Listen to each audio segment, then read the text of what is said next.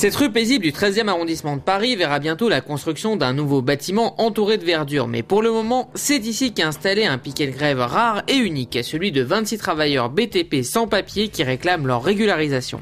Alors que le mouvement national, qui concernant tous 600 travailleurs, agite surtout le monde de la restauration, ces 26 salariés d'entreprises de déconstruction ont décidé le 15 avril dernier de cesser le travail et de commencer une grève inédite. Soutenus par les syndicats ainsi que par la Cogedim et par une opinion publique favorable au mouvement, les grévistes nous expliquent leurs revendications.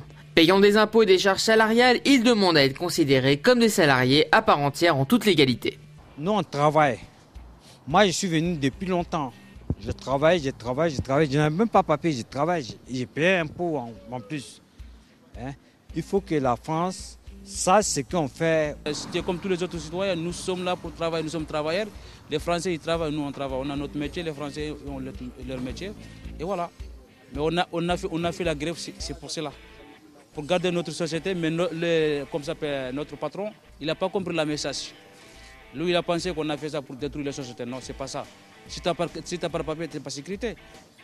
12 sans-papiers dans une société, du jour au lendemain, si tout le monde sera viré. Ouais, exclusé. La société, c'est pourri.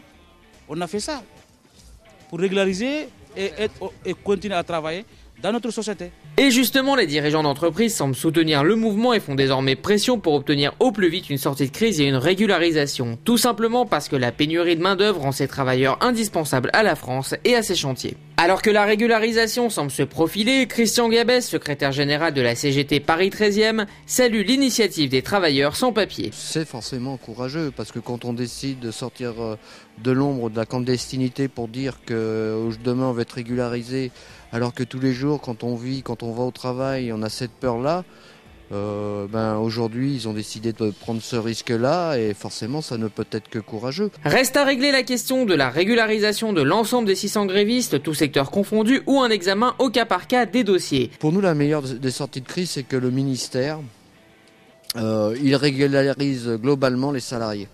C'est la meilleure des solutions. Au cas par cas, ça peut laisser des gens sur le tas, mais ça peut aussi faire un autre effet que en France, ça empire et que le mouvement se généralise. D'ici quelques jours, les parties de cartes et les nuits sur le site laisseront place sûrement à la reprise du travail, après une grève qui aura eu pour effet de mettre en pleine lumière des questions taboues pour le secteur BTP.